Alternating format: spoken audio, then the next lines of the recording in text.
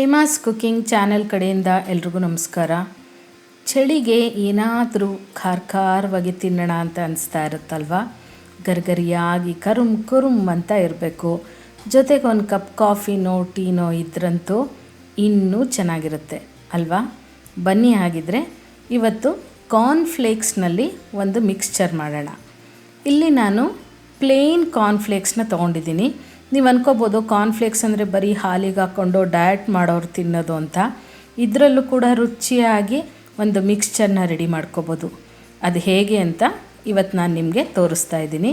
ನಾನಿಲ್ಲಿ ಸುಮಾರು ಒಂದು 100 ಗ್ರಾಮಷ್ಟು ಕಾರ್ನ್ಫ್ಲೇಕ್ಸ್ ತೊಗೊಂಡಿದ್ದೀನಿ.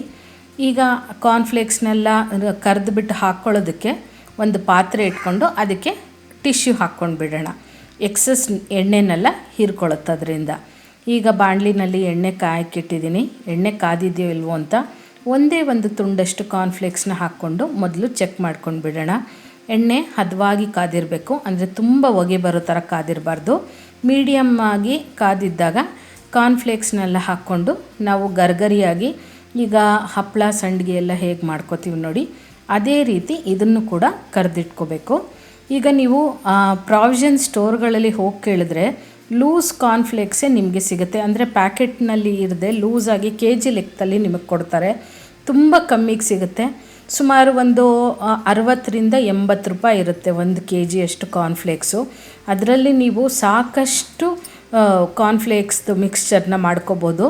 ಹಾಗೆ ನಿಮಗೆ ತುಂಬ ಕಮ್ಮಿ ಬೆಲೆಯಲ್ಲಿ ಜಾಸ್ತಿ ಪ್ರಮಾಣದ ಮಿಕ್ಸ್ಚರು ಮನೆಯಲ್ಲೇ ಈಸಿಯಾಗಿ ಮಾಡ್ಕೋಬೋದು. ಈಗ ನಿಮಗೆ ಎಷ್ಟು ಬೇಕೋ ಅಷ್ಟು ಕಾರ್ನ್ಫ್ಲೇಕ್ಸ್ನ ನೋಡಿಕೊಂಡು ನೀವು ಕರೆದು ರೆಡಿ ಮಾಡಿ ಎತ್ತಿಟ್ಕೋಬೇಕಾಗತ್ತೆ. ಈಗ ನೋಡಿ, ನಾನು 2 ಬ್ಯಾಚಷ್ಟು ಕಾರ್ನ್ಫ್ಲೇಕ್ಸ್ನ ಕರೆದು ರೆಡಿ ಮಾಡಿ ಇಟ್ಕೊಂಡಿದ್ದೀನಿ. ಈಗ ಇದ್ರ ಜೊತೆಗೆ ಮಿಕ್ಕಿದ ಪದಾರ್ಥಗಳನ್ನ ಕೂಡ ಕರ್ಕೋಬೇಕು. ಇದೇ ಎಣ್ಣೆಗೆ ನಾನಿಲ್ಲಿ ಸುಮಾರು ಒಂದು ಸಣ್ಣ ಕಪ್ಪಷ್ಟು ಕಡಲೆಕಾಯಿ ಬೀಜನ ಹಾಕ್ಕೋತಾ ಇದ್ದೀನಿ.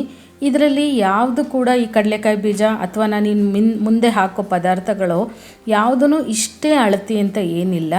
ನಿಮಗೆ ಯಾವುದು ಎಷ್ಟು ಇಷ್ಟ ಆಗುತ್ತೋ ಅದನ್ನು ಜಾಸ್ತಿ ಹಾಕ್ಕೋಬೋದು. ಇಷ್ಟ ಇಲ್ಲದೇ ಇರೋದನ್ನು ಹಾಕ್ಕೊಳ್ಳದೆ ಇದ್ರೂ ನಡೆಯುತ್ತೆ. ಈಗ ಸುಮಾರು ಒಂದು 3/4 ಭಾಗದಷ್ಟು ಕಡಲೆಕಾಯಿ ಬೀಜ ಫ್ರೈ ಆದಮೇಲೆ ಇದಕ್ಕೆ 1 ಹಿಡಿಯಷ್ಟು ಕರಿಬೇವನ್ನ ಒಂದು ಸ್ವಲ್ಪ ಮುರಿದ್ಬಿಟ್ಟು ಹಾಕ್ಕೊಳ್ಳೋಣ. ಈ ಕರಿಬೇವು ಜೊತೆಗೇನೆ ಒಂದು ಸಣ್ಣ ಕಪ್ಪಷ್ಟು ಹುರ್ಗಡ್ಲೆನ ಕೂಡ ಸೇರಿಸ್ಕೊತಾ ಇದ್ದೀನಿ. ಹುರ್ಗಡ್ಲೆ ಮುಂಚೆನೇ ಗರ್ಗರಿಯಾಗಿರುತ್ತೆ, ಆದರೆ ಕೆಲವೊಂದು ಸರಿ ಏನಂದರೆ ಹುರ್ಗಡ್ಲೆನಲ್ಲೂ ಸ್ವಲ್ಪ ತೇವಾಂಶ ಇರುತ್ತೆ, ಸ್ವಲ್ಪ ಮೆತ್ತಗಾಗಿರುತ್ತೆ. ಈ ರೀತಿ ಎಣ್ಣೆಯಲ್ಲಿ ಹಾಕಿ ನಾವು ಕರೆದಾಗ ಹುರ್ಗಡ್ಲೆ ಕೂಡ ಗರ್ಗರಿಯಾಗುತ್ತೆ ಮತ್ತು ಒಳ್ಳೆ ಟೇಸ್ಟ್ ಕೊಡುತ್ತೆ. ಈಗ ಈ ಎಲ್ಲದನ್ನು ಚೆನ್ನಾಗಿ ಎಣ್ಣೆಯಲ್ಲಿ ಫ್ರೈ ಮಾಡ್ಕೋಬೇಕು.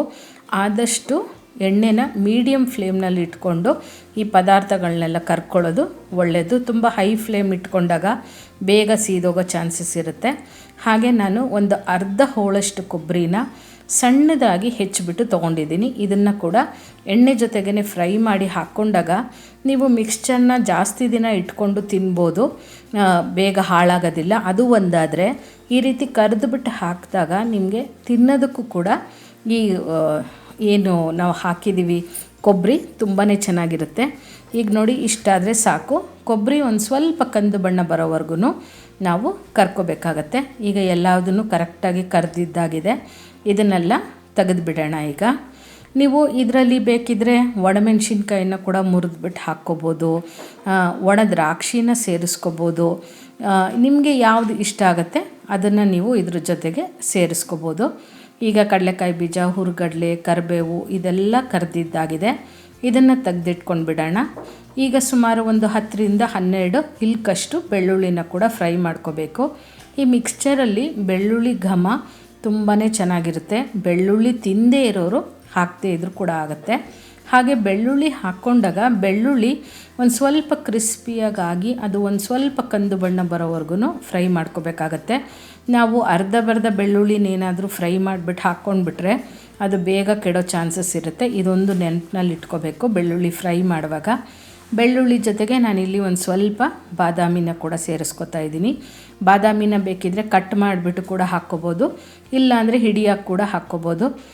ಇದರಲ್ಲಿ ಬಾದಾಮಿ ಕೂಡ ನಿಮಗೆ ತಿನ್ನುವಾಗ ಗರ್ಗರಿಯಾಗಿ ಚೆನ್ನಾಗಿರುತ್ತೆ. ಜೊತೆಗೆ ಒಂದು ಸ್ವಲ್ಪ ಗೋಡಂಬಿನ ಕೂಡ ಸೇರಿಸ್ಕೊಂಡು ಫ್ರೈ ಮಾಡ್ಕೋಬೇಕಾಗತ್ತೆ. ನಿಮಗೆ ಇದೇ ರೀತಿ ಬೇರೆ ಯಾವುದಾದ್ರೂ ಮಿಕ್ಸ್ಚರ್ಸು ಅಥವಾ ಬ್ರೇಕ್ಫಾಸ್ಟ್ ರೆಸಿಪೀಸು, ಸಾಂಬಾರು ಯಾವುದಾದ್ರೂ ಬೇಕಿದ್ದರೆ ನನಗೆ ಖಂಡಿತ ಕಮೆಂಟ್ ಮೂಲಕ ತಿಳಿಸಿ. ನಾನು ಆದಷ್ಟು ಮಾಡಿ ತೋರಿಸೋ ಪ್ರಯತ್ನ ಮಾಡ್ತೀನಿ. ಈಗಂತೂ ಚಳಿ ಆಗಿರೋದ್ರಿಂದ ಮನೆಯಲ್ಲಿ ಏನಾದರೂ ಈ ರೀತಿ ಕುರುಕುಲು ತಿಂಡಿನ ಮಾಡ್ಕೊಂಡು ತಿನ್ನೋಣ ಅಂತ ಅನ್ನಿಸ್ತಿರುತ್ತೆ. ಹೊರಗಡೆಯಲ್ಲಿ ಯಾವ್ಯಾವ ಎಣ್ಣೆನಲ್ಲಿ ಮಾಡಿರ್ತಾರೋ ಅನ್ನೋ ಭಯ ಕೂಡ ಇರುತ್ತೆ ಅಲ್ವಾ. ಈ ರೀತಿ ಮಾಡಿಕೊಂಡಾಗ ಫ್ರೆಶ್ ಆಗಿರುತ್ತೆ, ನಿಮಗೆ ಗರಿಗರಿಯಾಗಿರುತ್ತೆ, ಟೇಸ್ಟು ಚೆನ್ನಾಗಿರುತ್ತೆ. ಹಾಗೆಯೇ ನೀವು ನಿಮ್ಮ ಟೇಸ್ಟಿಗೆ ಅನುಗುಣವಾಗಿ ಖಾರ ಜಾಸ್ತಿ ಬೇಕಿದ್ದರೆ ಜಾಸ್ತಿ ಹಾಕ್ಕೋಬೋದು, ಕಮ್ಮಿ ಬೇಕಿದ್ದರೆ ಕಮ್ಮಿ ಮಾಡಿಕೊಂಡು ನಿಮ್ಮ ಟೇಸ್ಟಿಗೆ ನೀವು ಮಾಡ್ಕೋಬೋದಲ್ವಾ. ಈಗ ನೋಡಿ ಬಾದಾಮಿ ಗೋಡಂಬಿ ಕೂಡ ಎಲ್ಲ ಫ್ರೈ ಮಾಡಿದ್ದಾಗಿದೆ. ಈಗ ಎಲ್ಲ ಪದಾರ್ಥಗಳು ನಾವು ಏನೇನು ಹಾಕ್ಕೋಬೇಕೋ ಅದೆಲ್ಲದನ್ನು ಫ್ರೈ ಮಾಡಿ ರೆಡಿ ಮಾಡ್ಕೊಂಡಿದ್ದಾಗಿದೆ. ಈಗ ಇದಕ್ಕೆ ಖಾರನೆಲ್ಲ ಸೇರಿಸ್ಕೋಬೇಕಾಗತ್ತೆ. ಆದಷ್ಟು ಉಪ್ಪು ಖಾರನೆಲ್ಲ ನಾವು ಬಿಸಿ ಇರುವಾಗಲೇ ಸೇರಿಸ್ಕೊಂಡ್ರೆ ಎಲ್ಲದಕ್ಕೂ ಚೆನ್ನಾಗಿ ಉಪ್ಪು ಖಾರ ಹಿಡಿಯುತ್ತೆ. ತಣ್ಣಗಾದ್ಮೇಲೆ ಹಾಕ್ಕೊಂಡಾಗ ಒಂದು ಕಡೆ ಉಪ್ಪು ಹಿಡ್ದಂಗಾಗಿರುತ್ತೆ, ಒಂದೊಂದು ಕಡೆ ಖಾರ ಇರಲ್ಲ. ಹಾಗಾಗಿ ಸ್ವಲ್ಪ ಬಿಸಿ ಇರುವಾಗಲೇ ಇದಕ್ಕೆ ರುಚಿಗೆ ತಕ್ಕಷ್ಟು ಉಪ್ಪನ್ನು ಸೇರಿಸ್ಕೋಬೇಕು. ಮಿಕ್ಸ್ಚರ್ನಲ್ಲೆಲ್ಲ ಆದಷ್ಟು ಉಪ್ಪನ್ನು ಸ್ವಲ್ಪ ಕಮ್ಮಿ ಹಾಕ್ಕೊಳ್ಳೋದು ಒಳ್ಳೆಯದು. ಇಲ್ಲಾಂದರೆ ತುಂಬ ಉಪ್ಪಾಗ್ಬಿಟ್ರೆ ತಿನ್ನೋಕ್ಕಾಗಲ್ಲ. ಬಣ್ಣಕ್ಕೆ ಒಂದು 1/4 ಸ್ಪೂನಷ್ಟು ಅರಿಶಿನ ಹಾಕ್ಕೊಳ್ಳಿ. ಹಾಗೆ ಈಗ ಖಟ್ಟ ಮೀಠ ಇಷ್ಟಪಡೋರು ಚಾಟ್ ಮಸಾಲಾನ ಬೇಕಿದ್ದರೂ ಹಾಕ್ಕೋಬೋದು. ಸ್ವಲ್ಪ ಸ್ವೀಟ್ ಅಂತ ಇಷ್ಟಪಡೋರು ಸಕ್ಕರೆನ ಸೇರಿಸ್ಕೋಬೋದು. ಮಧ್ಯದಲ್ಲಿ ನಿಮಗೆ ದ್ರಾಕ್ಷಿ ಸಿಗೋದು ಇಷ್ಟ ಆದರೆ ದ್ರಾಕ್ಷಿನ ಹಾಕ್ಕೋಬೋದು. ಹೀಗೆ ನಿಮ್ಮ ಚಾಯ್ಸು, ನಿಮಗೆ ಹೇಗೆ ಬೇಕೋ ಹಾಗೆ ಇದಕ್ಕೆ ನೀವು ಹಾಕ್ಕೋಬೋದು. ಈಗ ಖಾರನ ಕೂಡ ನಾನಿಲ್ಲೊಂದು 1/2 ಸ್ಪೂನಷ್ಟು ಅಂದರೆ ಕೆಂಪು ಮೆಣಸಿನ ಪುಡಿನ ಸೇರಿಸ್ಕೊತಾ ಇದ್ದೀನಿ. ಇದು ಕೂಡ ನಿಮ್ಮ ಟೇಸ್ಟ್ಗೆ ಅನುಗುಣವಾಗಿ ನೀವು ಹಾಕ್ಕೋಬೋದು.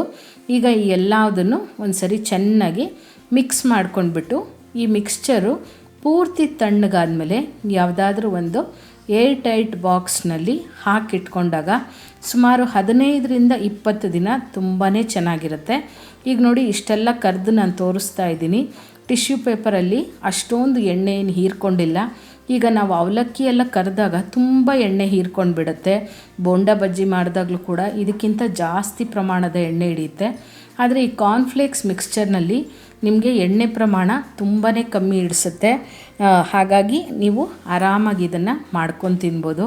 ನೋಡಿ, ನಿಮ್ಮ ಜೊತೆ ಮಾತಾಡ್ತಾ ಇದ್ದಂಗೆ ಆಗಲೇ ಒಂದು ಬೇಷನ್ನಷ್ಟು ಮಿಕ್ಸ್ಚರು ರೆಡಿಯಾಗಿಬಿಡ್ತು. ನೋಡೋಕ್ಕೂ ಕೂಡ ಎಷ್ಟು ಕ್ರಿಸ್ಪಿಯಾಗಿದೆ. ಕಾರ್ನ್ಫ್ಲೇಕ್ಸ್ನ ಹಾಲು ಜೊತೆಗಲ್ಲದೆ ಈ ರೀತಿಯೂ ಮಾಡಿಕೊಂಡು ತಿನ್ಬೋದಲ್ವಾ. ನಿಮಗೆ ಇವತ್ತು ನಾನು ಮಾಡಿರೋಂಥ ಈ ರೆಸಿಪಿ ಇಷ್ಟ ಆದರೆ ಈ ಚಳಿಗೆ ನೀವು ಮನೆಯಲ್ಲಿ ಮಾಡ್ಕೊಳ್ಳಿ. ಹೇಗೆ ಬಂತು ಅಂತ ನನಗೆ ಕಮೆಂಟ್ ಮೂಲಕ ತಿಳಿಸ್ತೀರಾ ಅಲ್ವಾ. ಮತ್ತಷ್ಟು ಈಸಿಯಾದಂಥ ರೆಸಿಪೀಸ್ಗಾಗಿ ಹಾಗೆ ಟಿಪ್ಸ್ಗಾಗಿ ಹೇಮಾಸ್ ಕುಕಿಂಗ್ ಚಾನಲ್ನ ಮರಿದೇ ಸಬ್ಸ್ಕ್ರೈಬ್ ಮಾಡ್ಕೊಳ್ಳಿ. Thank you.